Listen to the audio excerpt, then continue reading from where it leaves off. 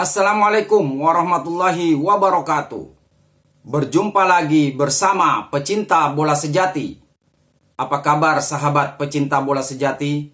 Semoga hari ini kita selalu dalam keadaan sehat walafiat. Hari ini saya akan membagikan video Nova Arianto mengaku banyak mengambil ilmu kepelatihan dari Sintayong. Ikuti informasinya lebih lanjut.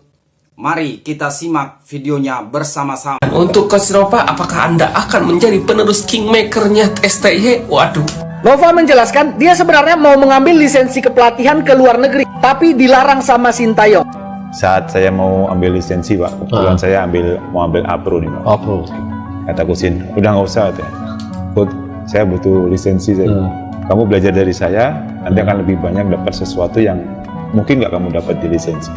Akhirnya saya ikutin, ya saya bersyukur Pak sampai sekarang, walaupun kalau saya mau melatih kan harus punya SIM Pak. Betul. SIM saya itu masih kurang satu lagi Pak. Tapi saya dapat dapat sesuatu yang mungkin yang nggak saya dapatkan di lisensi. Iya. Dan itu pengaruhnya sangat luar biasa buat saya. Sintayong minta Nova belajar dari dia. Dan apa yang terjadi? Coach Nova mendengarkan STY. Dia belajar taktik, dia belajar kepelatihan fisik. Semua yang dilakukan STY itu dipelajari Nova. Makanya strategis malam itu kan strategi Sintayong banget. Jadi secara pemilihan pemain pun ya pastinya tidak akan jauh berbeda dengan Kusin.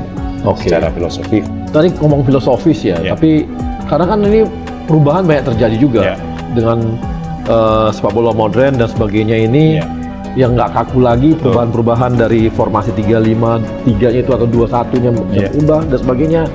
Nah ini kan kadang-kadang nanti kita kemarin tuh punya namanya filosofi Villanesien. Nah itu gimana kaitannya dengan Coach Sin? Kalau secara filosofi memang berbeda Pak, berbeda apa yang dilakukan di kita yang kita terbiasa dengan Villanesia dan apa yang dilakukan sama Coach Sin. Dan memang kita sebagai pelatih memang harus mengikuti tren sepak bola sekarang sih Pak. Karena kalau kita hanya terpaku dengan satu filosofi itu kita akan mentok di situ. Dan saya bersyukur secara filosofi pasti berbeda Villanesia dengan apa yang dilakukan Coach Sin, dan Villanesianya ada, secara filosofinya Coach Sin saya gabungkan sehingga saya bersyukur Timnas U16 bisa mempunyai prospek masalah. Ya apalagi sekarang kita kan bisa dikatakan di sepak bola modern tuh yang namanya striker murni udah nggak ada. Nggak ada lagi kan? Jadi udah beda betul ya. Iya. Oke. Nah kemudian dari sisi ini Coach, manajemen pemain dan sebagainya ini gimana ya? Dari yang Coach Nova lihat dari Coach Sin yang mulai terapkan juga di bawah itu. Ya pertama Coach Sin semenjak pertama kali datang memang Coach Sin saya sampaikan hanya kaget Pak. Kaget dengan pemain timnas Indonesia seperti ini. Dan itu yang Coach Sin bentuk, yang Coach Sin coba rubah dari 4 tahun kemarin, dari awal pertama kali dia datang di timnas U19 waktu itu Pak. Termasuk timnas waktu itu seleksi pertama di sini kita ada Andri Tani, Hansamu waktu itu juga ada waktu itu. Ya dia cukup kaget dengan situasi yang dia alami pertama kali di Indonesia Pak. Dan itu yang saya selalu belajar dari beliau, bagaimana merubah mindset pemain. Mindset pemain untuk bisa berjuang di lapangan, karena kalau bicaranya timnas Indonesia kan berbicara tentang kebanggaan Pak. Itu yang pemain harus punya. Kalau pemain bermain untuk tim nasional ya dia harus punya tanggung jawab yang lebih pada tim nasional. Nah ini kan yang menjadi tantangan kita, problemnya adalah coach itu kan motong generasi juga gitu. Itu gimana ya kita ya Pak? Ya yang pasti bagus itu kita lakukan di saat kita AFF Pak di Singapura kebetulan waktu itu, yaitu Coach Sin di saat datang kan dia belum begitu mengenal banyak pemain Pak. Jadi kita mencoba semua pemain-pemain yang terbaik yang ada di timnas, ada di Liga 1 kita panggil, dan setelah Coach Sin memetakan pemain ini kayaknya nggak bisa, paksa ini nggak bisa, akhirnya Coach Sin memutuskan untuk mencoba memotong generasi Pak. Harapannya ya ke depan kita mempunyai tim nasional yang lebih kuat dengan apa yang dibentuk sama Coach Sin dari 2020 Pak. Tapi Coach Sin kan saya lihat nggak pernah lihat Liga 1 ya. Gimana dia melihatnya? Apakah ada timnya atau apanya? Liga 1 sering nonton Pak. Sering nonton. Cuma memang dia sering hanya di sekitar daerah Jakarta sama ke Bali biasanya. Jadi kalau di Tangerang sering nonton, dan dari coaches juga kita sebar. Ada yang kalau mungkin saya di Jawa saya ke Jogja, ke Solo atau ke Surabaya. Ada yang ke Bali. Semua coaching staffnya kita sebar dan akhirnya kita meeting kembali untuk pemanggilan. Kan dia tidak pakai cara-cara scouting kan? Enggak Pak. Enggak kan? Ini berbeda karena memang betul-betul pembacaan tim kalau gitu ya.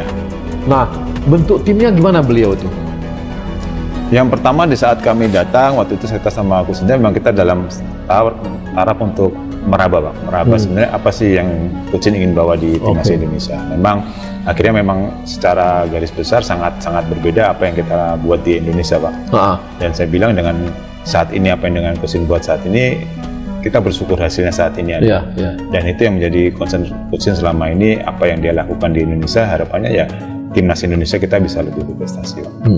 Nah, itu yang sekarang ini kan jadi ini ya, jadi kunci kita juga, cara beliau bentuk tim dan cara beliau ngambil pemain. Betul. Ya, dia sekarang seperti terlihat di senior kita sekarang. Nah, tapi sisi lain, Coach, cara beliau di timnya manajemen ini antar pelatih itu bagaimana ya? Antar pelatih saat ini sih komunikasi sangat baik, Pak. Komunikasi sangat baik, termasuk saya sebagai pelatih Indonesia, Pak. Karena kebetulan ada JJ, ada Coach yang bisa sebagai penerjemah, dan selama ini komunikasinya bisa berjalan dengan baik. Kabar yang cukup baik buat saya, Pak, sebagai pelatih, karena saya backer salah satu pemain saya. Nggak hanya buat pelatih sebenarnya, bukan buat kita pun ya. Nyala Harimau Melaya dan timnas Indonesia sama-sama menang apa benda? Bukan sama-sama, bro. Sekarang Malaysia di jalur Piala Asia. Sorry ya. Saya bukan nak sanjung sangat Indonesia ni, tetapi saya nak jadikan Indonesia ni sebagai contoh teladan untuk kita. Kerana pemain-pemain tempatan Indonesia yang sekarang ni bakal mengisi skuad utama kebangsaan mereka kelak. Lagi kuat jadinya. Karena Coach Indra Safri itu sepertinya enggan untuk mendengarkan Sintayong. Bulan September 2024 itu Sintayong pernah memberi masukan buat Indra Safri memanggil pemain keturunan untuk back timnas U20 di Piala Asia. Nggak didengerin. Satu-satunya back keturunan Mesal Hamzah dicoret sama Indra Safri di Piala Asia U20. Dan tahu kan apa yang terjadi? Timnas U20 dibantai habis-habisan di Piala Asia lewat bola atas. Good job Coach Nova, lisensi boleh kalah, prestasi mena. Jadi dalam kepelatihan sepak bola nasional ada 5 tingkatan lisensi pelatih. Lisensi D yang terendah, lisensi C, lisensi B, lisensi A, dan lisensi A Pro AFC. Coach Nova kalau kita lihat di situs transfer market itu lisensi kepelatihannya masih lisensi A nasional atau lisensi A AFC. Artinya secara tingkatan lisensi kepelatihan Coach Nova masih nomor 2.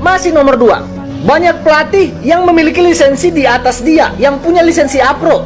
Ya, salah satu yang punya lisensi A Pro itu adalah pelatih Indra Safri. Jadi kenapa Coach Nova berprestasi di Asia sementara Coach Indra Safri itu tidak ada prestasinya di Asia? Jawabannya karena Nova Arianto mendengarkan STY. Nah, kadang-kadang kan gini, Coach. Suka sekali, ya saya nggak bilang sih, tapi yang lain deh, misalnya siapa gitu ya, untuk klub atau apa, suka ngambil timnya itu jauh di bawahnya gitu, supaya gampang disuruh-suruh atau gimana gitu. Bukan teman diskusi itu gimana? Maksudnya tim di bawahnya gimana? Maksudnya levelnya?